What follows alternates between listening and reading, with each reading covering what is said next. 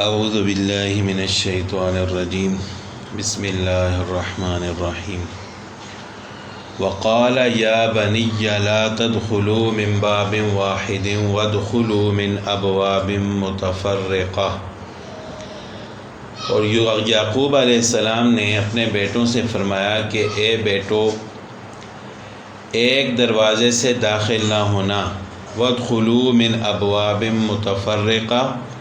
اور کئی جدا جدا دروازوں سے داخل ہونا۔ پچھلے سبق میں یہ بات گزری تھی کہ حضرت یوسف علیہ السلام نے بھائیوں سے کہا کہ آئندہ جب آؤ تو اپنے باپ شریک بھائی بنیامین کو بھی ساتھ لے کر آنا۔ تو یوسف علیہ السلام کے بھائیوں نے واپس آ کر اپنے والد محترم حضرت یعقوب علیہ السلام سے درخواست کی کہ اگر ہم اپنے بھائی کو لے کر نہ گئے تو ہمیں غلہ نہیں ملے گا، تو لہٰذا آپ اس چھوٹے بھائی کو بھی ہمارے ساتھ بھیجیں۔ پہلے تو حضرت یعقوب علیہ السلام نے انکار کیا اور پھر فرمایا کہ اگر آپ مجھے پختہ عہد دیتے ہو، اللہ کی قسم کھا کر اس کی حفاظت کا ذمہ لیتے ہو، تو پھر میں اس کو آپ کے ساتھ بھیجنے کے لیے تیار ہوں۔ تو انہوں نے پختہ عہد کیا اور قسم کھائی کہ ہم اس کی ضرور حفاظت کریں گے۔ تو حضرت یعقوب علیہ السلام بنیامین کو ساتھ بھیجنے کے لیے تیار ہو گئے، رضامند ہو گئے۔ اور جب یہ سارے بھائی 11 بھائی مصر جانے لگے حضرت یوسف علیہ السلام کے پاس، تو یعقوب علیہ السلام نے ان کو نصیحت فرمائی کہ اے میرے بیٹو، جب تم مصر پہنچو تو ایک ہی دروازے سے داخل نہ ہونا بلکہ مختلف جدا جدا دروازوں سے داخل ہونا۔ اور یہ نصیحت اس وجہ سے تھی کہ اس وقت یہ 11 بھائی جو ہے اکٹھے جا رہے تھے، تو ہو سکتا ہے جب لوگ دیکھیں کہ یہ اکٹھے 11 بھائی آ رہے ہیں اور سب ایک ہی باپ کے بیٹے ہیں، تو ہو سکتا ہے ان کے ساتھ حسد کرنے لگ جائیں، اور اگر حسد نہ کریں تو نظر بد بھی لگ سکتی ہے۔ تو نظر بد سے اور لوگوں کے حسد سے بچانے کے لیے حضرت یعقوب علیہ السلام نے فرمایا کہ جدا جدا دروازوں سے داخل ہونا، تاکہ لوگوں کی نظر نہ لگے اور لوگ تمہارے ساتھ حسد نہ کریں۔ تو ایک تو اس سے یہ بات ظاہر ہوگی کہ نظر بد حق ہے،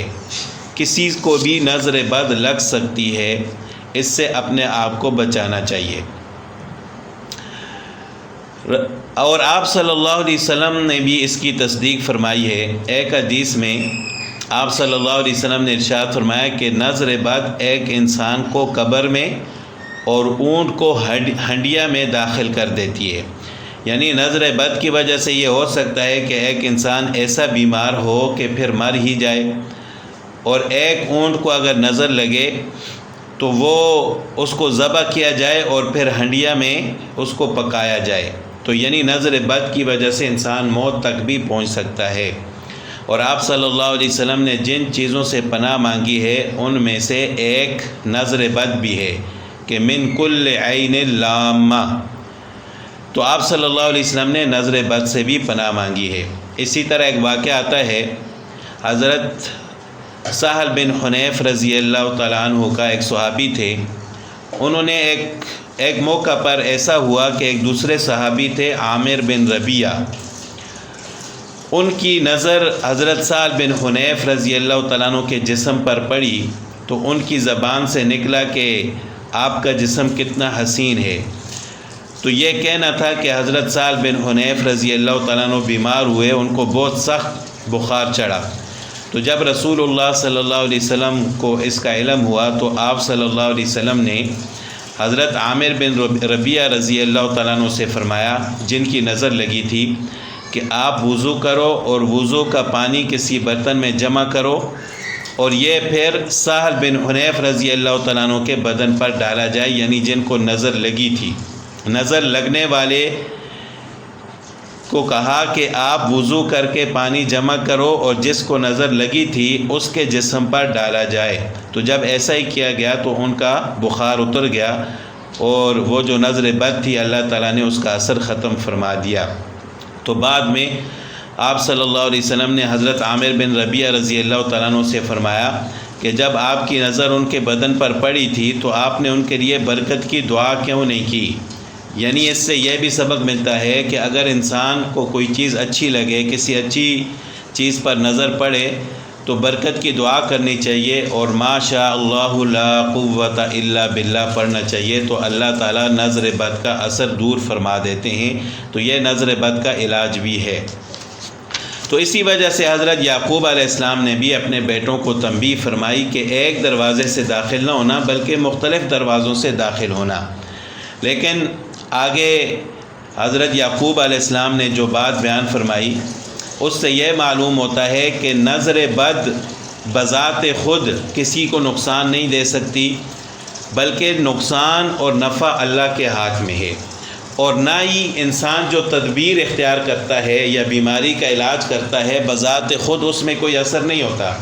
بلکہ دوائی میں اثر ڈالنے والی ذات بھی اللہ تعالیٰ کی ہے، اور انسان نظر بد سے اور بیماری سے بچنے کی تو جو تدبیر اختیار کرتا ہے اس میں بھی اثر ڈالنے والی ذات اللہ تعالیٰ کی ہے۔ خود بذات خود ان چیزوں میں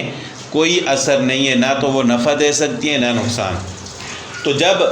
حضرت یعقوب علیہ السلام نے اپنے بیٹوں کو نصیحت فرمائی اور یہ تدبیر فرمائی، ان کو تدبیر بتائی کہ مختلف دروازوں سے داخل ہونا،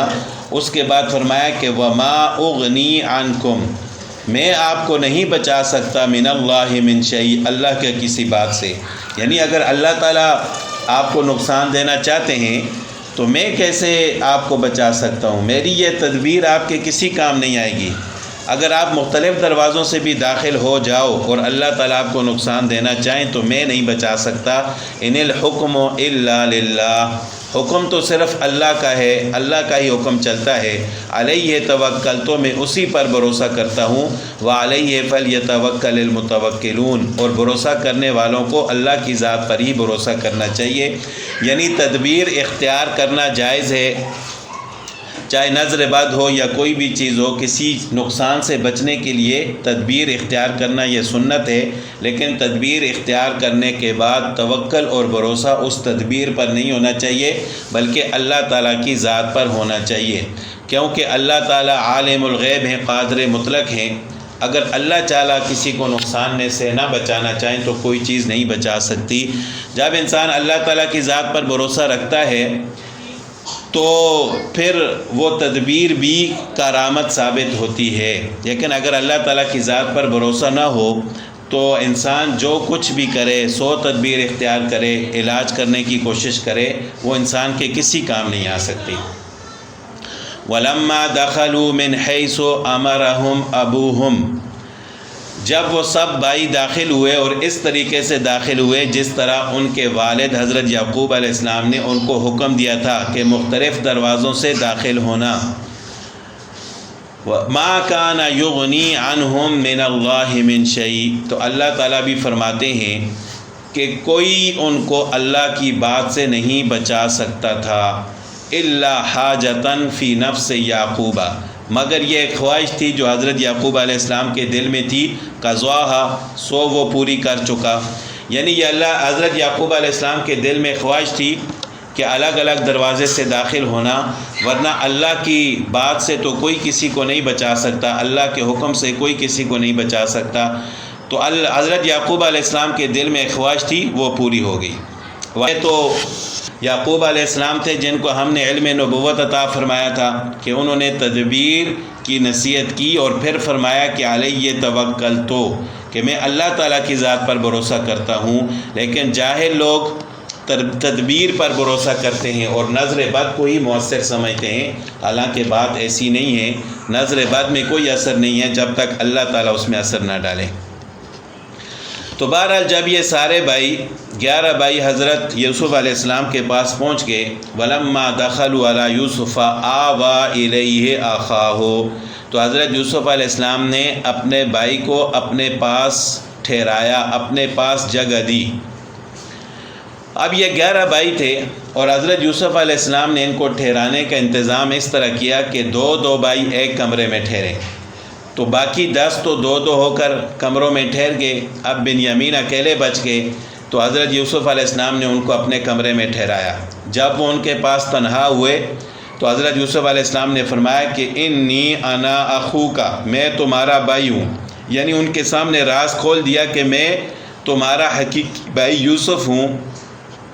جو کہ گم ہو گیا تھا بچپن میں، بھائیوں نے کنویں میں پھینک دیا تھا، تو میں وہی تمہارا بھائی یوسف ہوں۔ فلا تبتئس، پس غم مت کرو، بما کانوا یعملون، ان کاموں پر جو ان لوگوں نے کیے ہیں، یعنی ہمارے بھائیوں نے جو ہمیں تکلیف دی، ہمارے ساتھ جو سلوک کیا، اس پر آپ غم نہ کریں۔ اب یوسف علیہ السلام کے ساتھ جو انہوں نے برا سلوک کیا تھا وہ تو بالکل واضح ہے، بنیامین کے ساتھ کیا برا سلوک ہوا، تو ہو سکتا ہے ان کے ساتھ بھی انہوں نے کچھ ایسا کیا ہو، ورنہ حضرت یوسف علیہ السلام کے ساتھ برا سلوک ہی حضرت بنیامین کی تکلیف کا باعث تھا۔ تو اس وجہ سے حضرت یوسف علیہ السلام نے فرمایا کہ ان دونوں نے جو ہمارے ساتھ کیا ہے اس پر آپ غم مت کرو، اللہ تعالیٰ نے ہم دونوں کو ملا لیا، اللہ تعالیٰ نے ہمیں اکٹھا کر دیا ہے، تو اب ہمارا سارا غم دور ہو جائے گا۔ تو جب کچھ دن بنیامین حضرت یوسف علیہ السلام کے پاس ٹھہرے تو پھر حضرت یوسف علیہ السلام کی خواہش یہ تھی کہ یہ ہمیشہ میرے ساتھ ٹھہریں یا کچھ عرصہ میرے پاس ٹھہریں، تاکہ میں ان کو دیکھوں، ان کے ساتھ بات چیت کروں، کیونکہ کافی عرصہ جدائی ہو چکی تھی۔ تو پھر حضرت یوسف علیہ السلام نے ان کو اپنے پاس ٹھہرانے کی یہ تدبیر اختیار کی کہ جب ان لوگوں کا سامان تیار کر دیا گیا تو جب وہ جانے لگے تو ایک پیالہ بنیامین کے سامان میں رکھ دیا۔ تو یہ ایک تدبیر تھی جو حضرت یوسف علیہ السلام نے اختیار کی۔ انشاءاللہ اس کا ذکر پھر آئندہ سبق میں آئے گا۔